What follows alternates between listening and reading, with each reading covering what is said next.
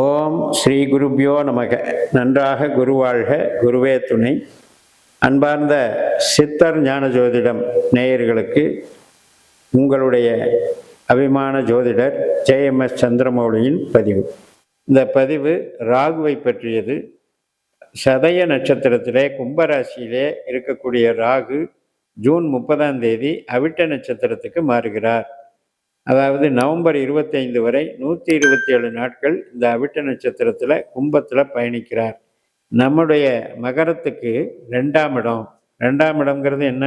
வாய்ப்பேச்சு, கையிருப்பு பணம், குடும்பம், நம்மக்கிட்ட எதையும் நம்ம ஒரு பொருளாக சேர்த்துக்கிறது, இது எல்லாமே 2ஆம் இடம். ஒரு ஆபரணத்தை போட்டுக்கிட்டிங்கன்னா கூட அது 2ஆம் இடம் தான். ஸோ அந்த இடத்துல இந்த ராகு செவ்வாய் காம்பினேஷன் நல்ல பலன்களை தர இருக்கிறது. எப்படி அப்படின்னா, செவ்வாய் நம்மளுக்கு 4ஆம் வீட்டுக்கு அதிபதி.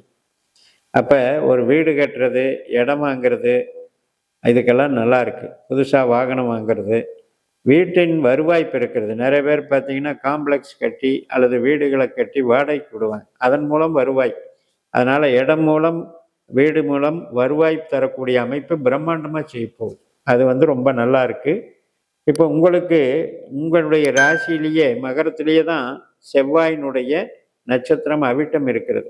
2ஆம் இடமான கும்பராசியிலையும் அவிட்டம் இருக்கிறது. அப்போ என்ன அப்படின்னா, சுயபலமும் பெருகும், பண வசதியும் பெருகும்னு அர்த்தம்.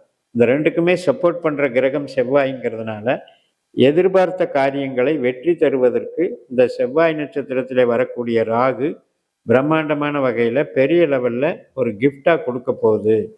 நல்ல பண வரவு, நல்ல உத்தியோக உயர்வு, அதே மாதிரி சொந்த தொழில் செய்கிறதா இருந்தால் அந்த தொழிலை விரிவாக்கம் பண்ணுறது மிகப்பெரிய லெவலில் பண்ணிக்கலாம். கன்ஸ்ட்ரக்ஷன் லைனாக இருக்கட்டும், உங்களுக்கு கெமிக்கல் இன்ஜினியரிங், சாஃப்ட்வேர் இன்ஜினியரிங், அனைத்து விதமான தொழிற்சாலைகள் செய்பவர்களாக இருக்கட்டும், ஆட்டோமொபைல் இண்டஸ்ட்ரீஸு, மருத்துவத்துறை, எல்லாத்துக்குமே இது ஒரு அற்புதமான காலகட்டம். அதனால் இதை நீங்கள் தாராளமாக பயன்படுத்தி கொள்ளலாம். இதில் உங்கள் ஜாதகத்தில் என்ன மாதிரி கிரகம் இருக்கணும்னு பார்த்துக்கணும்.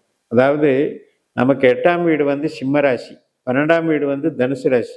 இந்த 8ஆம் வீட்லேயும் 12ஆம் வீட்லேயும் ராகுவோ செவ்வாயோ இருந்தால் இப்போ நான் சொன்ன யோகம் வேலை செய்யாது. அதை மட்டும் செக் பண்ணிக்கோங்க. மற்றவர்களுக்கு இது மிகப்பெருந்து நல்ல பயனை தரும். உங்களுக்கு திசாபுத்தி அந்தரத்தில் போகுதான்னு பாருங்கள். ராகு ஒரு வேறொரு திசை நடக்கலாம், ஆனால் ஒரு புத்தியோ அந்தரமோ ராகுனுடைய பீரியட் நடக்கலாம். அப்படி நடக்கும்போது கூட இந்த வாய்ப்பை கொடுத்துருவார். அதே மாதிரி பூர்வீக சம்பந்தப்பட்ட ஆதாயங்கள், இதையும் நல்லபடியாக பண்ணுவாங்க. சொந்த ஊர்லேயே நமக்கு ஒரு மதிப்பை உருவாக்குவாங்க. அது ஒரு மிகப்பெரிய செல்வாக்கு, வளர்ச்சியை கொடுப்பாங்க. செவ்வாயை பொறுத்த வரைக்கும் பேச்சுவார்த்தைகளில் கொஞ்சம் கவனமாக இருக்கணும். ஏன்னா பேசும்போதே ஒரு அதட்டலான பேச்சு, சவுண்டாக பேச்சு, கோபமான பேச்சு, இதையெல்லாம் கொஞ்சம் கண்ட்ரோல் பண்ணணும். ஏற்கனவே 2ல் ராகு இருந்தால் நாக்கில் பாம்பு அப்படின்னு சொல்லுவோம். அதே மாதிரி 2ஆம் இடத்துல செவ்வாய் நட்சத்திரத்தில் போகும்போது அவர் சண்டையை உண்டு பண்ணுற கிரகமாக இருக்கிறதுனால வார்த்தைகள் தடித்த வார்த்தைகளாக வருவதோ, அதட்டலான பேச்சோ, கமெண்ட் பண்ணுறதோ நாளைக்கு வம்பு சண்டையை இழுத்து விட்டுரும். அதனால் தேவையில்லாமல் அந்த பேச்சுவார்த்தைகளில் அகம் சார்ந்த விஷயம், உறவுகள் சார்ந்த விஷயத்தில் ஹர்ட் பண்ணக்கூடாது. நம்ம பேச்சு அடுத்தவங்களுக்கு காயப்படுத்தக்கூடாது. இப்போ உங்களுக்கு 2ஆம் வீட்டில் இருக்கிற ராகு உங்களுடைய கணவனுக்கோ மனைவிக்கோ 8ஆம் இடமாக மாறுகிறது. அதனால் நீங்கள் பேசக்கூடிய பேச்சு அவங்களுக்கு வேதனையை தருகிறது.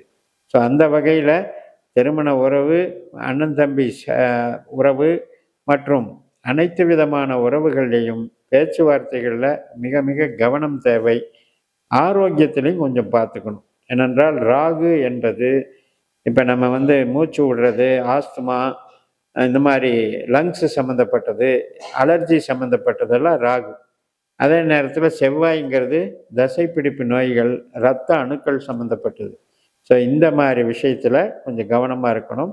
உங்கள் பிளட்டு சம்மந்தப்பட்ட ஒரு செக்கப்பை பண்ணிக்கிறது ரொம்ப ரொம்ப நல்லது.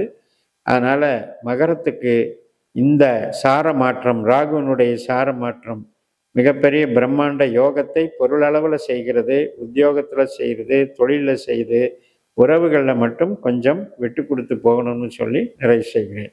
இந்த சேனலை சப்ஸ்கிரைப் பண்ணி ஷேர் பண்ணுங்கள். உங்கள் தனிப்பட்ட ஜாதக பலாபலன்களை என்னுடைய வாட்ஸ்அப் நம்பரில் தொடர்பு கொண்டு பலன் பெறுங்கள். உங்களிடமிருந்து விடைபெறுகிறேன். உங்கள் ஜேஎம்எஸ். நன்றி, வணக்கம்.